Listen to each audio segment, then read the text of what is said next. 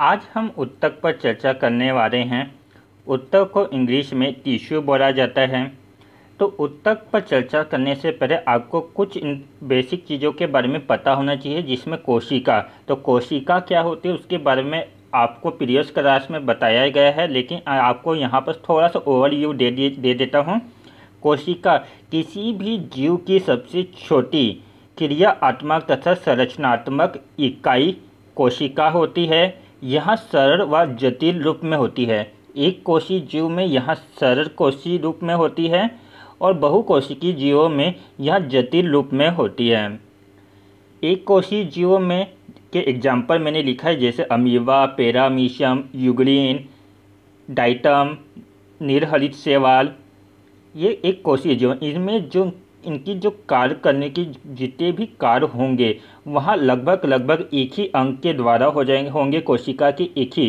तो कोशिका में कोशिका झिल्ली होती है, कोशिका भित्ति होती है, केंद्रक होता है, ये सब होते हैं। तो इनमें जो एक कोशिकीय जीवों में जो अधिकतर जो क्रिया होती है वहाँ प्लाज्मा झिल्ली के द्वारा यानी अर्थात कोशिका झिल्ली के द्वारा होती है, जैसे श्वसन की क्रिया, उत्सर्जन की क्रिया, प्रक्षरण की क्रिया। ये सारी क्रिया प्लाज्मा झिल्ली या कोशिका झिल्ली के द्वारा ही होती है। वही बहुकोशीय जीवों में इन सभी कार्यों के लिए अलग कोशिकाओं का अंग का समूह होता है और वे वहाँ ये कार्य करती है। जैसे श्वसन की क्रिया माइटोकॉन्ड्रिया के द्वारा की जाती है, पाचन की क्रिया के लिए आमाशय होता है, लाइसोसोम होता है, लाइबोसोम होता है, उत्सर्जन क्रिया के लिए गुहाद्वार होता है। अर्थात बहुकोशीय जीवों में यानी विभिन्न कार्यों के लिए सम विभाजन की पद्धति अपनाई जाती है, डिसेंट्रलाइजेशन की पद्धति अपनाई जाती है। अर्थात यही तो कोशिकाओं का समूह जो एक निश्चित स्थान में एक निश्चित कार्य को करते हैं वहाँ उत्तक कहलाता है। कोशिका के समूह को ही उत्तक कहते हैं, ना केवल कोशिका के समूह बल्कि वहाँ एक विशिष्ट कार्य एक निश्चित कार्य करना चाहिए और एक निश्चित स्थान में रहकर करना चाहिए।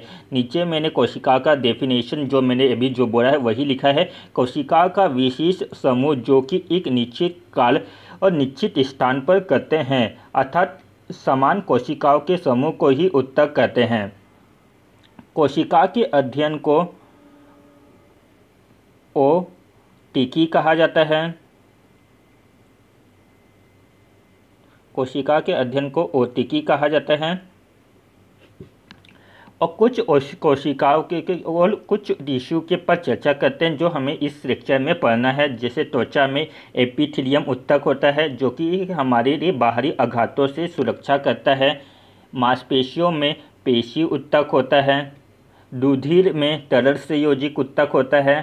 अस्थियों में कंकाल संयोजित उत्तक होते हैं। अब इन उत्तकों में तो पादप जगत के उत्तक और जंतु जगत के उत्तक में क्या विभिन्नता पाई जाती है उन पर भी चर्चा करते हैं, क्योंकि जंतु जीव और पादप जीवों में काफ़ी विविधता पाई जाती है। जैसे जंतु जीव ऐसे प्रक्षरण कर सकते हैं, वही पादप जीव स्थिर होते हैं, इनके उत्तक जीवित होते। जंतु जीवों के जो उत्तक होते हैं वह जीवित होते हैं अधिकतर, जबकि पादप जीवों के वहाँ स्थिर होते हैं, वहाँ मृत टाइप के होते हैं। जंतु जीवों में ऊर्जा की अधिक आवश्यकता होती है, वही पादप जीवों में कम ऊर्जा की आवश्यकता होती है।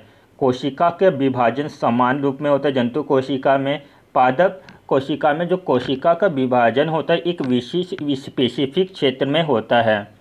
इन विविधता के कारण इनके जो उत्तकों में भी पर्याप्त विविधता पाई जाती है। अब उत्तक के प्रकार देखते हैं।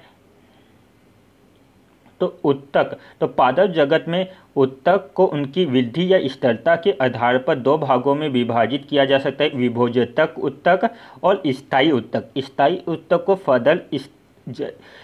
सरल स्थायी उत्तक और जटिल स्थायी उत्तक में विभाजित किया गया है, जबकि विभोजक उत्तक को एपिकल उत्तक यानी शीर्ष स्तर उत्तक और लेटरल उत्तक या पार्श्विक उत्तक और यह अंतःविष उत्तक के आधार पर विभाजित किया गया है। तो अब इन विभोजक उत्तक पर चर्चा करते हैं। विभोजक उत्तक जैसे आप यहाँ डायग्राम देखें, विभोजक उत्तक में जो शीर्ष में है तो यहाँ उत्तक क्या करते हैं, तो यहाँ इसके अग्रभाग में उपस्थित होता है एपिकल उत्तक, जो कि इसकी लंबाई पौधों जो पादप जगत की लंबाई में वृद्धि करता है। वही पार्श्विक ऊतक इनकी परिधि, पार्श्विक ऊतक क्या कहते हैं, पादप की या पौधे की जो होती मोटाई या परिधि में टिकने में वृद्धि करता है। अंतर्वृक्ष ऊतक कहाँ होते हैं, अंतर्वृक्ष ऊतक जहाँ पर नई कोशिकाएं उत्पन्न होती है, ठीक है, नई शाखाएं जहाँ पर उत्पन्न होती है तो वहाँ पर ये उपस्थित होते हैं और वहाँ उस भाग का वृद्धि करते हैं। नीचे में मैंने यही पॉइंट लिखा है, जैसे एपिकल विभोजक ऊतक तनों या जड़ों के अग्र भाग में मौजूद होता है जो कि लंबाई में वृद्धि करता है। विभोजक ऊतक इनकी परिधि में वृद्धि करता है अर्थात इसकी मोटाई में वृद्धि करता है। पार्श्विक जहाँ पर नई शाखाएं उत्पन्न होती है वहाँ पर उनकी वृद्धि करने का कार्य करता है। अब जटिल ऊतक पर चलते हैं। जटिल स्थायी ऊतक तो स्थायी ऊतक विभोजक ऊतक से ही निर्मित होते हैं। जब विभोजक ऊतक अपनी विभाजन करने की क्षमता खो देते हैं, अपनी विभाजन करने की क्षमता या वृद्धि करने की क्षमता को खो देते हैं, तब स्थायी ऊतक का निर्माण होता है। विभोजक ऊतक से जो कोशिकाएं बनती है जब वे अपनी विभाजन करने की क्षमता का या विशिष्ट तरह के कार्य करने के अनुकूल हो जाती है। ठीक है, क्या मैंने कहा, जब विभोजक ऊतक की जो कोशिकाएं जब अपनी विभाजन करने की क्षमता खो देती है और एक विशिष्ट कार्य करने में अनुकूल हो जाती है, तो इस तरह के ऊतक को स्थायी ऊतक कहा जाता है और इस प्रोसेस को विभेदीकरण कहा जाता है। अर्थात विभोजक ऊतक का एक स्थायी ऊतक में परिवर्तन होना की प्रक्रिया को ही विभेदीकरण कहते हैं। अब सरल स्थायी ऊतक देखते हैं, जो कि स्थायी ऊतक को दो भागों में विभाजित किया था, मैंने ऑलरेडी बताया है, सरल स्थायी ऊतक और जटिल स्थायी ऊतक। तो सरल स्थायी ऊतक पर चर्चा करते हैं। तो सरल स्थायी ऊतक में एपिडर्मिस, तो एपिडर्मिस टर्म आप यहाँ पर देखें तो किसी भी, चाहे जंतु जगत हो या पादप जगत, तो उसकी सबसे जो बाहरी आवरण होता है उससे ही एपिडर्मिस कहा जाता है। जैसे पत्तियों की सबसे बाहरी परत के नीचे कोशिका की कुछ परतें होती है जो मुख्यतः भोजन का भंडारण करती है। एपिडर्मिस के नीचे कोशिकाओं के कई परतें होते हैं जो कि कोशिकाओं का भंडारण करती है। और इस तरह के ऊतकों को, और इसमें जो ऊतक होता है उन्हें पेरेन्काइमा ऊतक तक कहा जाता है। तो ये पेरेन्काइमा ऊतक क्या करता है, भोजन का भंडारण करने का कार्य करता है। कुछ पेरेन्काइमा में क्लोरोफिल पाया जाता है। जैसे क्लोरोफिल क्या होता है कि प्रकाश संश्लेषण की क्रिया में प्रकाश का ग्रहण करने का कार्य क्लोरोफिल करता है। इसी क्लोरोफिल के कारण पत्तियों का रंग हरा होता है। और एक और मैग्नीशियम तत्व, एक और चीज़ याद रखना है, मैग्नीशियम तत्व के कारण भी पत्तियों का रंग हरा होता है। तो इस टाइप के जो पेरेन्काइमा होते हैं जिसमें क्लोरोफिल पाया जाता है उन्हें कोलेकाइना कहा जाता है, कोलेकाइना कहा जाता है। नीचे जलीय पौधों में पेरेन्काइमा की कोशिकाएं पाई जाती है जो कि उन्हें तैरने में हवाएं भर, वहाँ पर हवा जो खाली स्थान होता है वहाँ पर हवा भरी रहती है और वहाँ जिसके कारण वहाँ जलीय पौधे देती पानी की सतह में तैरने का कार्य करती है। तो इस टाइप के पेरेन्काइमा को एरेकाइना कहा जाता है, एरेकाइना कहा जाता है। पौधों में जो लचीलापन के लिए जिम्मेदार जो पेरेन्काइमा है उन्हें कोलेनकाइना कहा जाता है। लचीलापन कोलेनकाइना के कारण आता है। वही पौधों में कठोरता के लिए विशेष प्रकार के ऊतक होते हैं जिन्हें स्क्लेरोकाइना कहा जाता है। पेरेन्काइमा क्या करता है, भोजन का भंडारण करता है। कोलेनकाइना भोजन संग्रहण का कार्य करता है। एरेनकाइना जलीय जीवों में को तैरने के लिए सहायक होता है। कोलेनकाइना यहाँ लचीलापन के लिए जिम्मेदार होता है, जबकि स्क्लेरोकाइना पौधों में कठोरता के लिए जिम्मेदार होता है। कोलेनकाइना पौधों में कठोरता के लिए जिम्मेदार होता है। यहाँ पर मैंने बताया था एपिडर्मिस। तो एपिडर्मिस क्या होता है, पौधे या जंतुओं के सबसे बाहरी आवरण को एपिडर्मिस करता है, जो कि पौधों की पत्तियों को या हमारे शरीर में जो टेम्परेचर को कंट्रोल करता है। वही पादप जगत में क्या करता है, जल के जो उत्सर्जन जो होता है उसकी दर को धीमा कर देता है और अनावश्यक जल की क्षति नहीं होने देता है। तो यहाँ पर मैंने वही जो पॉइंट मैंने बताया है कि वाष्पोत्सर्जन की दर को धीमा कर देता है। अब जटिल स्थायी उत्तक पर चर्चा करते हैं। तो जटिल स्थायी उत्तक दो प्रकार के होते हैं, जाइलम और फ्लोएम। ये दोनों जटिल और फ्लोएम क्या होते हैं, जटिल और फ्लोएम संवहन उत्तक होते हैं। तो इससे पहले जटिल स्थायी उत्तक क्या होते हैं और सरल स्थायी उत्तक में क्या डिफरेंस है उसको भी देख लेते हैं। तो सरल स्थायी उत्तक में एक ही प्रकार की कोशिकाओं से बना होता है, जबकि जटिल स्थायी उत्तक कई तरह की कोशिकाओं से मिलकर बना होता है। सरल स्थायी उत्तक एक ही तरह की कोशिकाओं से मिलकर बना होता है और जटिल स्थायी उत्तक में कई सारी कोशिकाओं से मिलकर बना होता है, जिसके एग्जाम्पल आपको याद रखने हैं। जटिल स्थायी उत्तक के एग्जाम्पल यहाँ पर जाइलम उत्तक है, जाइलम जटिल स्थायी उत्तक है और फ्लोएम जटिल स्थायी उत्तक है, जो कि मुख्य क्या कार्य करते हैं, संवहन का कार्य करते हैं। जाइलम क्या करता है, जो खनिज पदार्थ होते हैं प्रकाश संश्लेषण की क्रिया में जो क्लोरोप्लाज्मा में जो खनिज लवण और जल के पहुंचाने का कार्य यही जाइलम उत्तक करता है। और एक हार्मोन का नाम आपको याद रख रहे हैं, जाइलम और लाइजोबियम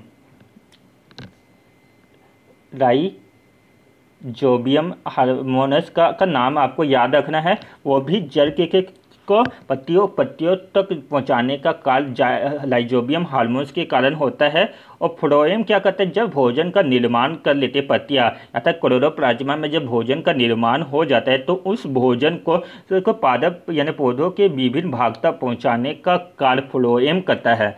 यहाँ पर आपको ये याद रखना है, जाइलम जो उत्तक होता है वहाँ यूनिडायरेक्शनल होता है और जबकि फ्लोएम बाई डायरेक्शनल होता है। फ्लोएम बाई डायरेक्शनल होता है और जाइलम यूनिडायरेक्शनल होता है। जाइलम उत्तक के मुख्य रूप से 4 प्रकार के होते हैं और फ्लोएम भी 4 प्रकार के होते हैं। एग्जाम पॉइंट ऑफ व्यू से उतना इंपॉर्टेंट नहीं है, बस आप एक नज़र मिला दीजिए। जाइलम टेकियाज जो कि जल या खनिज का संवहन करता है, जाइलम वहिका जो कि जल और खनिज का संवहन करता है, जाइलम पेरेन्काइना जो भोजन का संग्रहण करता है, जाइलम फाइबर सहारा प्रदान करता है, पौधों में सहारा प्रदान करता है जाइलम फाइबर। तो फ्लोएम की भी 4 प्रकार के होते हैं, उन्हें देख लेते हैं। फ्लोएम चलनी कोशिका, चलनी नलिका और कोशिकाएं, फ्लोएम पेरेन्काइना, फ्लोएम लेशे, ये 5 प्रकार के फ्लोएम होते हैं। जब हम हायर क्लास में इनको पढ़ना रहता है, हमारे एग्जाम पॉइंट ऑफ व्यू से ये इंपॉर्टेंट नहीं है, आपको याद रखना। फ्लोएम जाइलम 4 प्रकार के होते हैं और फ्लोएम 5 प्रकार के होते हैं, जिसमें आपको बस इसके नाम याद रखिएगा, यही इतना सफिशिएंट है। चलनी कोशिकाएं, चलनी नलिका का कोशिकाएं, पेरेन्काइना और लेशे, आपको बस इतना ही नाम बस याद रख रहे हैं। अब पादप उत्तकों पर हमने जो पर्याप्त चर्चा कर ली है, अब जंतु उत्तकों पर हम चर्चा करते हैं। तो जंतु उत्तक में हम एपिथीलियम उत्तक पर चर्चा करते हैं। एपिथीलियम उत्तक जैसे मैंने बोला कि सबसे बाहरी भाग होती है जो कि बाहरी आघातों को से हमारी रक्षा करती है, साथ ही साथ यहाँ जीवों के शरीर को ढकने का कार्य करती है। तो आपको कोई एक क्वेश्चन पूछ सकता है कि एपिथीलियम उत्तक क्या मानव शरीर के या पादप जगत के बाहरी भाग में उपस्थित होता है कि आंतरिक भाग में उपस्थित होता है कि दोनों भाग में उपस्थित होता है। तो जनरली हम क्या करते हैं, एपिथीलियम उत्तक का बाहरी भाग में ही अध्ययन करते हैं। तो हम केवल एपिथीलियम उत्तक का शरीर के बाहर भाग में उपस्थित होता है, तो ये गलत है। एपिथीलियम उत्तक का शरीर के अंदर भाग में भी उपस्थित होता है।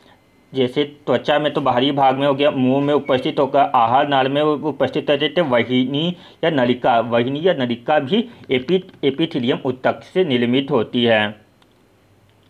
अब संयोजिक उत्तक के, तो संयोजिक उत्तक पर हम नेक्स्ट क्लास में अच्छे से ब्रीफली पढ़ेंगे। आज बस ओवरव्यू ले लेते हैं। संयोजिक उत्तक, तो संयोजिक ऊतक की क्या खासियत होती है उसको देखते हैं। तो संयोजिक ऊतक इस तरह के ऊतकों की कोशिका आपस में कम जुड़ी होती है।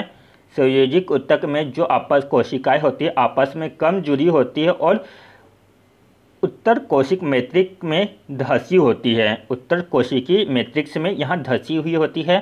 संयोजिक ऊतक के प्रकार का देख लेते हैं, लक्त, अस्थि और स्नायु और टेंडन। तो इसमें कौन कौन से ऊतक पाए जाते हैं उस पर भी देखते हैं। लक्त में जो संयोजिक ऊतक होता है वहाँ तरल पदार्थ का होता है अर्थात लिक्विड फॉर्म में होता है। अस्थि में कंकाल संयोजिक ऊतक होता है। स्नायु भी संयोजिक ऊतक है और टेंडन भी संयोजिक ऊतक है। तो यहाँ क्या करता है, स्नायु ऊतक हड्डी को हड्डी से कनेक्ट करता है अर्थात बोन्स को बोन्स से कनेक्ट करने का कार्य करता है।